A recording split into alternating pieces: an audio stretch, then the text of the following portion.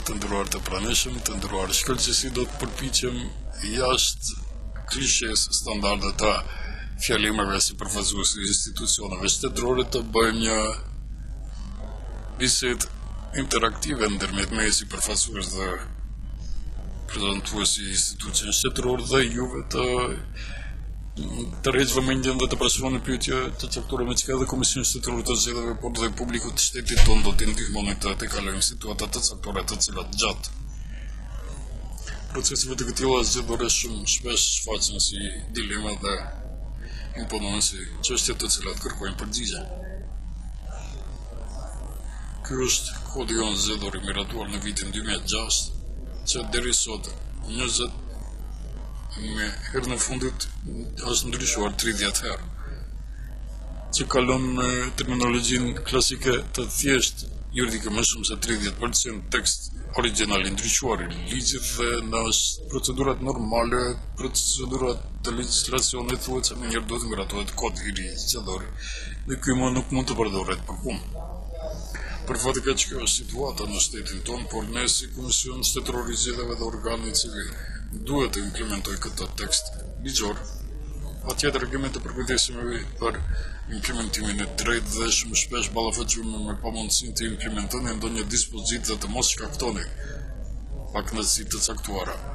tek palët e cila ka për obligim të implementojë të njëjtën dispozitë dhe kjo dhe njëre konfirmon konstatimin tonë se urgjentisht nevojë të ndryshim përkatësisht miratim të kodit të ri zgjedhor. Megjithatë tani jemi në situatë të para zgjedhur kur këtë çështje duhet ta shqyrtojmë pas zgjedhjeve. Sido që të jetë, mos e harrojmë, prandaj ne si komision do të përkujtojmë, do të jemi proaktiv në rolin tonë. Do të ofrojmë edhe propozimet tona si Komision Shtetëror i Zgjedhjeve me qëllim që palët e interesuara, propozuesit të autorizuar Ministrit të Drejtësisë, tutje deputetët në kuvend dhe kështu me radhë, të miratojnë një tekst të mirë ligjor që do të kaloj dilemat që janë imponuar me pasaktësitë, me dispozitat ligjore. Dëshiroj të them se Komisioni Shtetëror i Zgjedhjeve nga dita e shpalljes së zgjedhjeve i ka ndërmarrë në sfida të kompetencave që ka obligimet standarde që i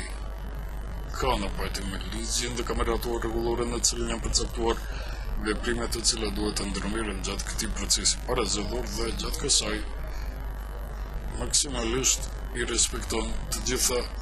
afatet të përmbushën të gjitha veprimet zgjedhore në këtë periudhë para zgjedhore me qëllim që të organizohen dhe zbatohen zgjedhje të mira dhe të pastra. Floskula, zgjedhje të korrekte dhe të pastra që paraqesin kusht për procesit tona eurointegrative, çdo ditë të dëgjojmë. Publiku është praktikisht i ngopur për këtyre floskulave, por ajo që më së shumti duhet të bëhet për të fituar si shtet zgjedhje të pastra dhe korrekte, duhet të gjithë faktorët që janë të përfshirë në këtë proces zgjedhor të kuptojnë në mënyrën e duhur obligimin e tyre me qëllim që në fund të ditës me 21 prill dhe pastaj edhe 5 maj të marrim vlerësimin se kemi realizuar të zbatuar zgjedhje të drejta, fair dhe korrekte, të cilat do të meritojnë notë pozitive dhe do të kuptojmë pas për gjithë ato për cilën ne praktikisht kemi dëshirë të fillojmë të marrim datën për fillim të negociatave për antarësimin në Bashkimin Evropian. Komisioni Shtetëror i Zgjedhjeve do të bëjë çmos nga ana e saj që këto zgjedhje të jenë të organizuara në mënyrën sa më të përkryer, të zbatohen në mënyrë siç duhet të jetë në pajtim me ligjin. Partnerët tanë ndërkombëtar të cilët vazhdimisht kemi këtu dhe na ndihmojnë të bëjmë hapa të caktuar pozitiv përpara, gjithashtu numri i madh i vëzhguesve që do të mbikëqyrin këtë proces edhe të huaj edhe të shtëpi tjera mediatike që janë të organizuar për të interesuara për këtë ditë kanë të drejtë të parashikojnë kërkesë për akreditim, do të fitojnë akreditim pa rezervë, pa kusht, me qëllim që të kemi situatë në të cilën ky proces do të jetë në monitorim të përforcuar me qëllim që në fund të kemi atë notë pozitive. Ajo që në suaza të kompetencave tona e kemi bërë ne duke zbatuar analizë për cikleve paraprakjes zgjedhore dhe nga referendumi, në cilën si komision për barriere kemi zbatuar për verën e kaluar. Si proces kemi konstatuar se mangësia më e madhe në organizimin në administratën zgjedhore janë këshillet tona zgjedhore dhe në të ardhmen duhet të mendojmë për mënyrën e zgjedhjes dhe përbërjen e këshillave zgjedhore si më imët që është angazhuar në ditën e zgjedhjeve të zbatojë të njëjtat zgjedhje. Për këtë qëllim kemi përgatitur program të ri për trajnimet të këshillave zgjedhore që nuk zhvillohet për vetëm 2 ditë para zgjedhjeve, por një muaj e gjys më parë. Në vazhdimsi me trajnues të cilët paraprakisht i kemi certifikuar, i kemi trajnuar, bëjnë trajnimin e kryetarëve zëvendës, kryetarëve antarëve dhe zëvendësve të tyre në këshillat zgjedhore. Në gjatë kësaj dëshiroj të theksoj se kemi kyçur për herë të parë si trajnues njerëz për organizatave të personave me pengesa që padyshim kanë mundësi në mënyrë më të mirë dhe më mirë të shpjegojnë mënyrën se si duhet të qasin dhe veprojnë kur në vend të votimit do të vjen person me pengesa të mund të realizojë të drejtën e tij për vot. Komisioni Shtetëror i Zgjedhjeve për këtë zgjedhje për herë të parë do të organizojë pas shumë viteve në shtetin tonë votim në 2 shtëpi të pleqshme. Popullata e pleqshve që janë më kohë më të gjatë se një vit në shtëpi të pleqshve deri tani asnjëherë nuk ka pasur të drejtë vote. Pra për herë të parë si pilot projekt do të mundsojmë si do të zhvillohet ky projekt në shtëpinë private të pleqshve dhe në shtëpinë shtetërore të pleqshve të realizojnë të drejtën e tyre për votë. Dhe më tutje nëse është në sukses, do të vazhdojmë implementimin e të njëjtit. Punohet në gjithë shtetin për rreth 1200 persona të cilëve për fatikës deri sot u është shkurtuar e drejta për votë për persona me penge. Gjithashtu në ditën e zgjedhjeve ne gjithashtu sigurojmë numër më të madh të platformave për të qasje dhe mjete që do të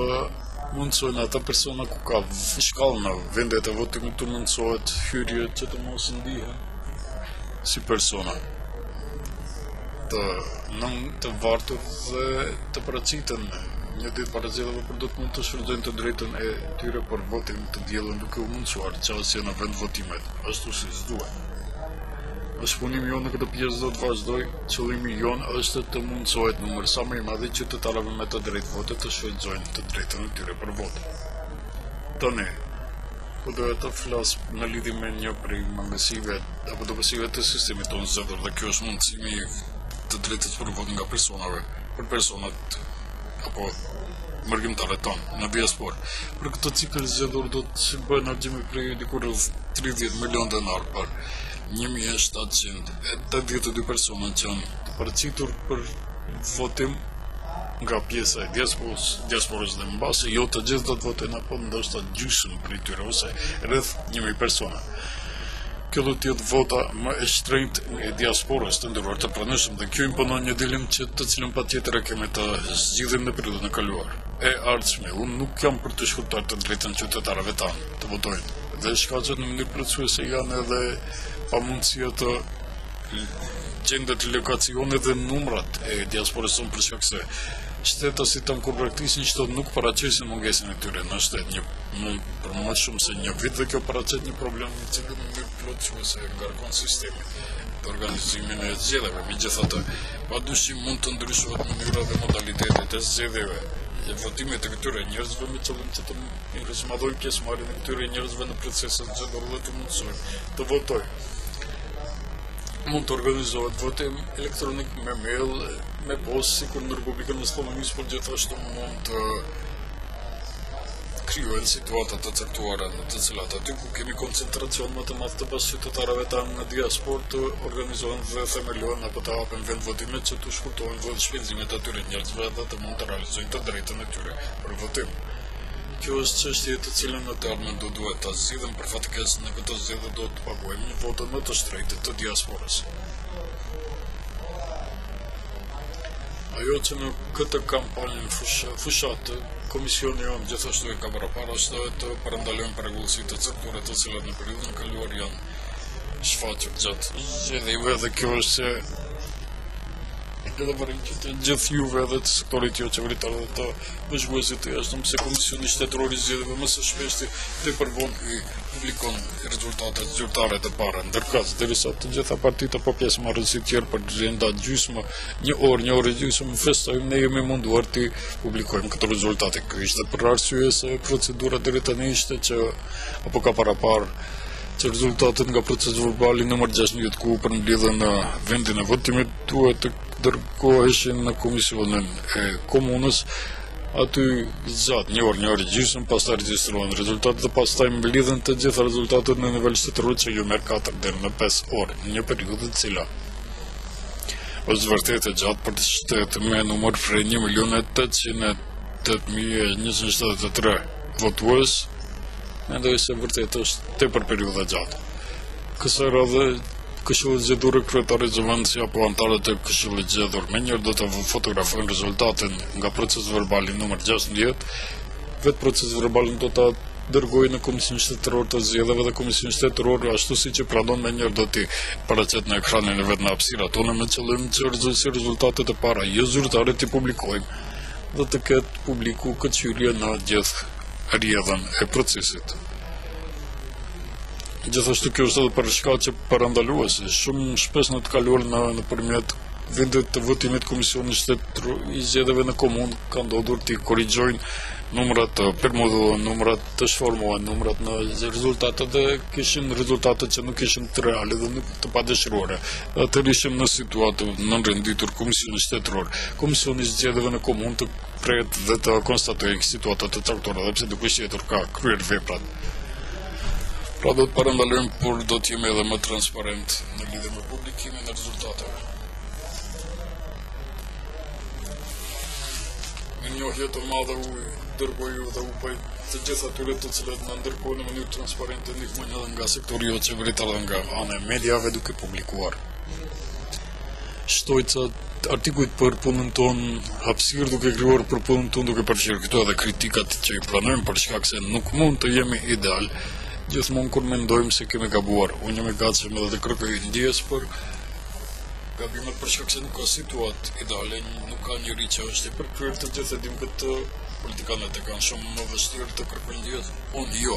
Për shkak se vlerësoj se ashtu duhet dhe duhet